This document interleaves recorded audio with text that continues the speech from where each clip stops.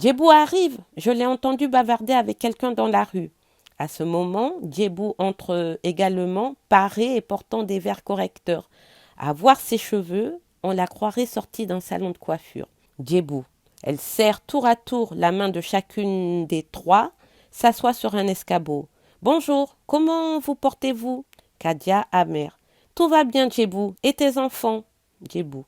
Ils se portent bien, par la grâce d'Allah. Nafi, oh, comme tu as grandi, nous ne tarderons plus à croquer ta cola de mariage. Moi, tante Djebou? Ah, ce n'est pas pour maintenant. Djebou. Mais pourquoi Nafi? Hé hé, elle éclate de rire. Kadia, l'air sérieuse. Et ton mari, Djebou, comment se porte-t-il notre grand commerçant? Djebou fait la moue. Il y est, Kadia, il y est. Kadia, comme étonnée. Qu'est-ce qui ne va donc pas entre vous? Mariam ne t'a donc rien dit? Kadia, ses yeux rencontrent furtivement ceux de Mariam. Mariam? Mais non, Wallahi, elle ne m'a rien dit. Que se passe-t-il? Djebou. Elle parle d'une traite. Il me rend la vie impossible, Traoré, vraiment. Avant-hier, il est revenu de sa boutique, je l'ai salué, il ne m'a pas répondu. Je l'ai salué encore, il ne m'a pas répondu. Je lui ai dit, Traoré, je ne suis pas une chienne, tu peux me répondre au moins si je te salue. Il ne m'a pas parlé. Et tu sais pourquoi, Kadia? Parce que tout simplement, je lui ai demandé de m'acheter un grand boubou qui ne coûte que 50 000 francs. Qu'est-ce que 50 000 francs pour lui? Il me répond que les temps sont durs et qu'il n'y a plus de clients. Est-ce qu'il est tombé si bas qu'il ne peut m'acheter un grand boubou à 50 000 francs? Alors il me dit que je ne suis pas sa seule femme, qu'il en a deux autres, que chacune d'entre nous loge dans une villa et que c'est lui qui a toutes ses charges sur le dos. Moi aussi, je lui ai répondu, je ne t'ai pas obligé à épouser les deux autres. Répudie-les si les charges sont trop lourdes pour toi. En tout cas, ne me mets pas dans le même sac qu'elle. Et qu'est-ce qu'il me répond? Toi, tu travailles. Il y a certaines charges que tu peux supporter. Ah! Parce que moi, je travaille, il faut que je subvienne à mes besoins. Pourquoi m'a-t-il épousé alors? Quel est le rôle d'un mari? Hein? Autrefois, il y a 2 mois, il donnait 4 000 francs pour les frais de condiment. Et maintenant, tu sais combien il me donne, Kadia? Kadia ébahie. Non? Djebou. 3 500 francs, je te le jure. 3 500 francs pour mes 3 enfants, son propre jeune frère et moi. 3 500 francs. Kadia. 3 500 francs? Djebou. Je te le jure sur la tête de mes enfants, rien que 3 500 francs. Comment peut-on vivre avec 3 500 francs par jour? Hein, Kadia? Juge-en toi-même. Kadia, confuse, fait des gestes embarrassés. 3 500 francs. Allah veut qu'on dise la vérité. C'est vraiment peu. 3 500 francs par jour, c'est... Mariam. Dis, Djebou, tu as bien deux bonnes. C'est toi qui les payes, celle-là aussi? Djebou. Moi? Voyons, Mariam. Et à quoi sert Traoré alors, hein? Et tu as ton salaire pour tout à toi? Djebou, étonné. Quoi de plus normal? Kadia, l'air grave, les mains sur les genoux, regarde Djebou en face. Tu sais, Djebou, les gens ont des caractères différents. Sinon, moi, à ta place, Djebou autoritaire. À ma place, tu ne dirais rien, si je te comprends. C'est bien ça? Non, Djebou, ce n'est pas ce que je dis, mais si, Kadia, c'est bien ce que tu dis. Ne prétends pas le contraire. Kadia se redresse, on sent en elle un début de colère. Alors tu veux dire que j'ai menti, Djebou? Tu veux dire que j'ai peur de toi? Ah, vous tout de même, vous n'allez pas vous chamailler pour si peu, allons. Non, Mariam, seulement il y a des paroles que je ne peux pas entendre, moi. Kadia rageuse. Alors, bouge-toi les oreilles. Mariam pose les mains à l'épaule de Kadia. Voyons, Kadia, c'est fini ça. Djebou, continue ton histoire. Djebou conciliante. Kadia ne m'a pas comprise. Ce que je veux dire, c'est qu'il ne faut pas que nous acceptions d'être les esclaves de nos maris. C'est pour cela que nous nous battons. Par exemple, hier au meeting. Mariam. Au quoi? Au meeting, c'est-à-dire à la réunion. Tu sais, nous avons parlé de cette affaire-là. Nous ne pouvons pas être les esclaves de nos maris. Ce n'est pas possible.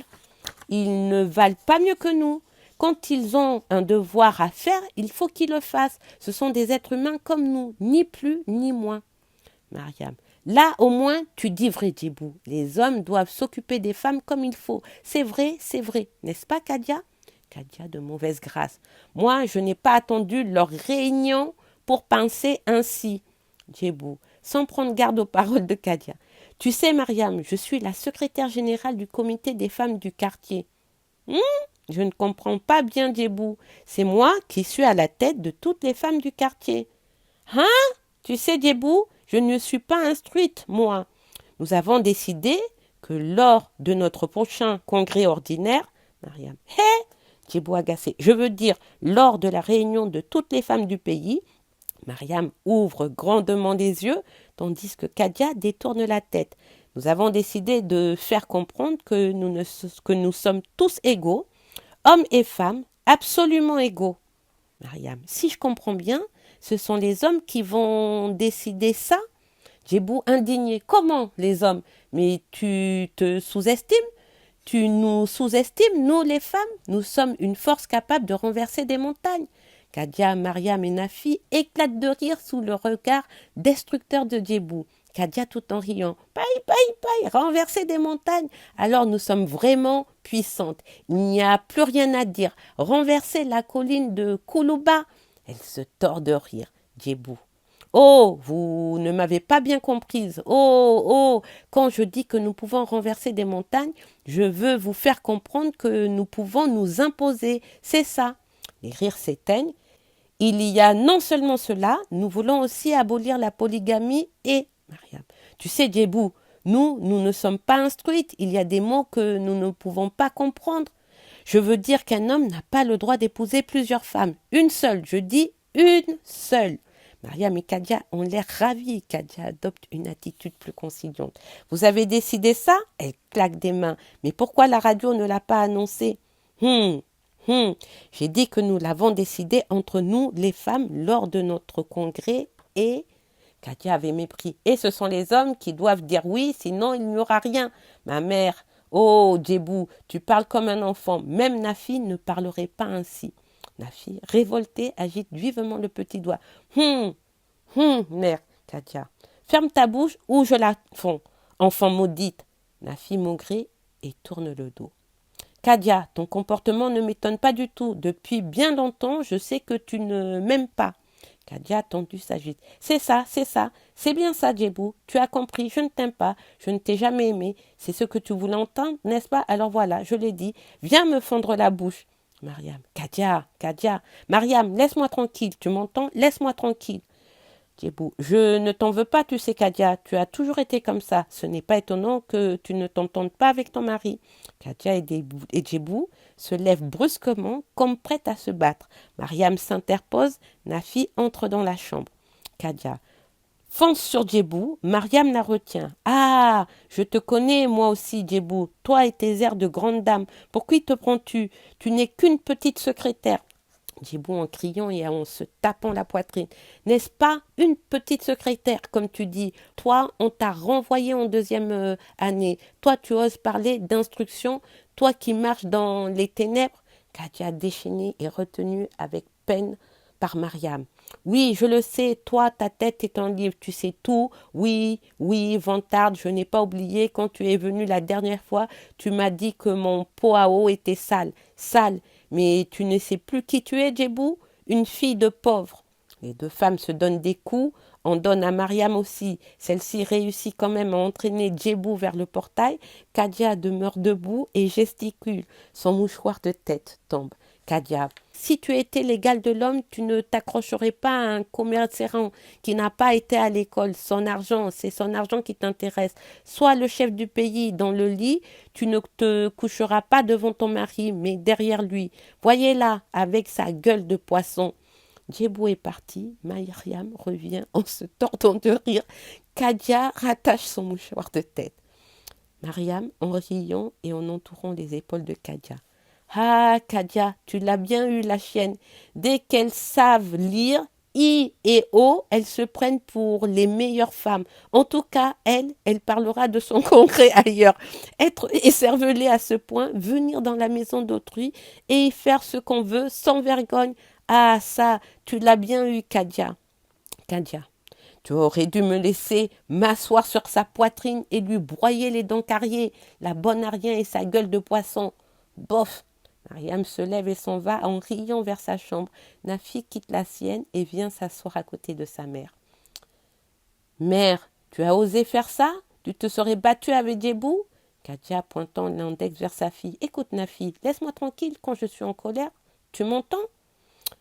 Mais non, mère, mais non, moi, ça me fait honte de te voir prononcer de tels mots à ton âge. Ça ne va pas, Nafi, que veux-tu? Rien, je te dis seulement que ce que tu as fait ne me plaît pas. Tu as bien entendu ce qu'elle a raconté, cette maudite Djebou. Oui, mais tu la connais bien, on ne se querelle pas avec des femmes de cette sorte. Ça va maintenant, pile le mine pour la bouillie. La fille entre dans la chambre, en sort avec une calebasse contenant du mil qu'elle verse dans le mortier. Kadia reste assise, la tête entre les mains. Alors Mariam sort à son tour et se dirige vers Kadia, s'assoit. Mariam, voyons Nafi piler. Dis Kadia, qu'est-ce que tu prépares ce soir? De la bouillie, Mariam. Tu as dû les cailler? Non. Mariam me semble réfléchir un instant, puis Mariam parle d'une traite. Hé, Kadia, j'oubliais. Marietou me doit de l'argent. Attends, je reviens dans un instant. Elle se lève, rentre dans la chambre. Kadia la regarde longuement s'en aller. On entend les coups de pilon. Mariam vient s'arrêter au seuil de l'appart. Mariam, Kadia? Oui? Il y a une large brèche dans le mur. C'est dangereux, ça. Ça m'étonnerait que lorsque l'hiver nage... Je sais bien, Mariam, la maison finira par s'écrouler. Ce n'est pas un homme comme Birama qui s'en soucierait. Il passe son temps à s'accrocher à toutes les femmes. C'est un maudit. Si au moins son jeune frère Taïrou était plus réfléchi, mais non. Voilà plus de 5 ans qu'il est allé en Côte d'Ivoire et il n'est jamais revenu ici. Même pas pour revoir sa vieille mère qui m'en dit. Ce sont des maudits. Nafi, les yeux grands ouverts, regarde sa mère à la dérobée, fait la moue et se remet à piler. Mariam quitte une chambre pour l'autre. Kadia l'aperçoit habillée avec le même grand boubou, brodé et se raidit.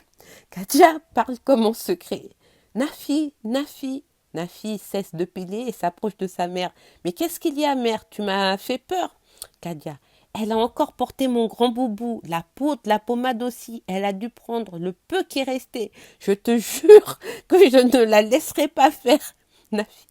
Mère, je t'en supplie, tu ne vas pas faire ça. Tu viens de te quereller avec Djebou à l'instant. Qu'est-ce qu'on dira de toi? Mais pourquoi s'accroche-t-elle à mes habits? Attends qu'elle sorte, mère. Nous en reparlerons, mais je t'en supplie, ne lui dis rien. La fille se remet à piler. Mariam s'arrête dans la cour. Mariam, je reviens à l'instant, Kadia. Kadia. Mariam sort sous le regard des approbateurs de Kadia. Kadia. Nafi, tu vois comme son visage brille. C'est ma pommade. Nafi, étouffant de rire. Mère, tu sais, à la façon dont tu lui as répondu tout à l'heure, je suis sûre qu'elle a compris. Elle laissera tes effets tranquilles. Kadia, allumant le feu dans le foyer. Ça vaudra mieux pour elle, hein?